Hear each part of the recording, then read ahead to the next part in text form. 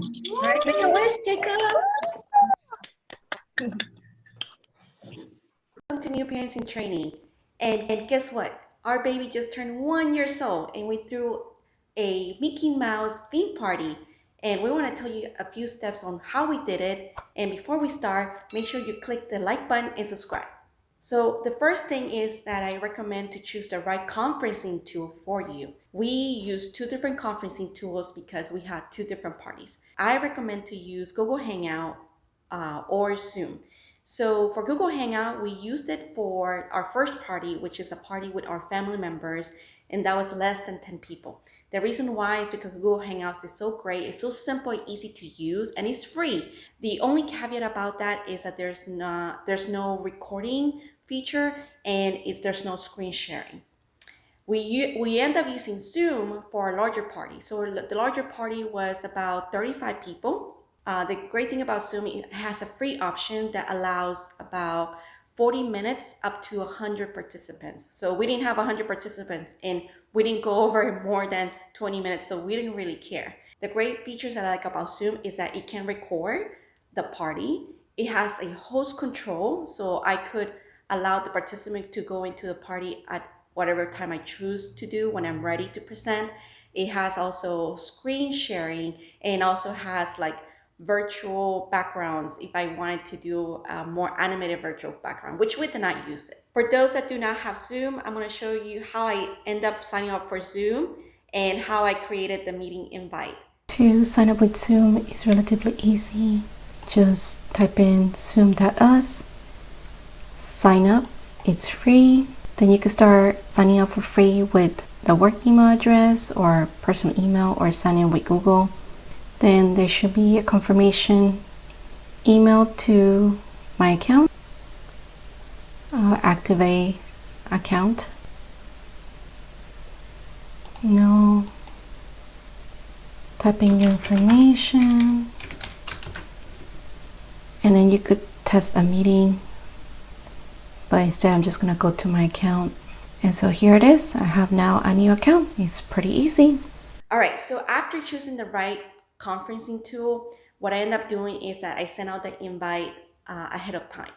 And so I recommend about 1 to 2 weeks prior to the party so that it can allocate time for your guests to come. The one thing I recommend to set the date is a date that most of the people are not working. So the weekend is usually a favorable day and also a time that the baby is awake. You don't want to choose a time where he's usually napping or when he's really fussy. So for us, we chose 3 p.m. because we know that between 2 to 4, he's usually awake. So we use 3 p.m. as a great time for us to celebrate. So for our party, we wanted to show a slideshow of all the baby pictures until he was 1 year old. And also we want to have like a very funny poll after the slideshow. And so I recommend to give some time to prepare prior to the party because for me, when I created the slideshow for a 5-minute slideshow of all these pictures and videos, it really took me close to 2 hours. And the reason why is because my computers are very slow and not only that, but I had to fish out the pictures that I want to choose to show to my guests. I recommend to do the slideshow and the poll about 2 days or 1 day prior to the party so that if you're doing on the day of the party, you might be running out of time trying to prepare everything for the party. The next thing I did is that the day before the party, I actually wanted to make sure I decorate. As part of the decorations, I want to make sure that the banner will fit within the camera screen and also that I had the small Mickey themed decor. So we have a little hat for the baby. This is something that we had it at Disney World. So we just kept this. So we just collected as a decor. Conveniently, we have the Disney jumper, a Mickey Mouse jumper. And we didn't really buy anything extravagant or fancy for him to wear on the day of the party because he was just going to sit behind his high chair. So the high chair was really occluding what he was wearing. So it didn't really matter on what he wore that day. And besides, he's going to be eating and smashing the cake. And so it's going to be a mess anyway. So prior to the party, I also made 2 cakes. So one cake that he can celebrate with my family members and the other cake with the Zoom party with a larger group of people. And both of these cakes are eggless cake, and I will post a video on those two cakes if you guys are interested to watch. But they came out really good.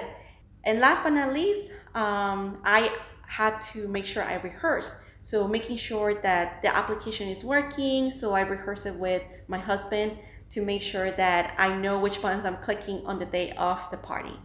Of the party, I already had the bake cake, I already rehearsed, all the decorations set up, and the slideshow, and as well for the pole set up. And so all I was missing is decoration of the cake.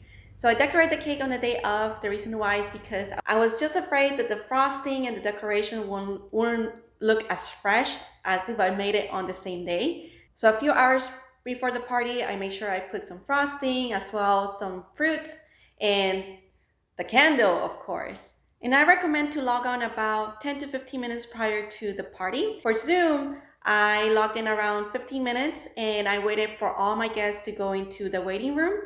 And as soon as 3 p.m. hit, then I allowed the guests to enter to the meeting room.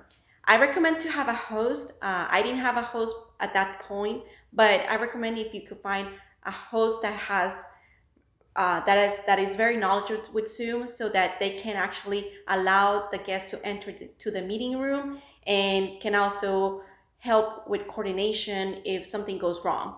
As soon as the party started, I started to welcome the guests. Then I presented the slideshow because I knew that some guests may sign in a little bit later. And so the slideshow lasted about 5 minutes. So the slideshow, I did it through the MacBook. And the reason why I use the MacBook is just so easy because I have an iPhone. And so all the pictures and the videos I take through my iPhone, it syncs to my MacBook as well. And so it was just, for me, it's just saved me so much time and energy to do photo and video editing. And using the MacBook was just the easiest for me to use. Then we started with the poll. So I created a very entertaining poll so to entertain our guests. And then after that, then we followed by a happy birthday song and candle blowing. And of course, the baby doesn't know how to blow the candle, so we blew the candle for him. And that was basically it. So we say our goodbyes to our guests. And that was just a very simple birthday celebration. It lasted 10 to 15 minutes and it was just simple for us to set up as well. After the meeting, I made sure that the video saved into my hard drive so that I could always look into it. And I love Zoom because it has this capability to save people's voices, people's faces, and the celebration itself. So I hope that you find this video helpful to give you some sort of guidance and ideas on how to conduct a virtual birthday party, especially for a baby. And if you have any comments, make sure you drop down below. I would love to hear your thoughts and also tips on how to run an easy peasy virtual party. Don't forget to hit the like button and subscribe. Until then, bye-bye.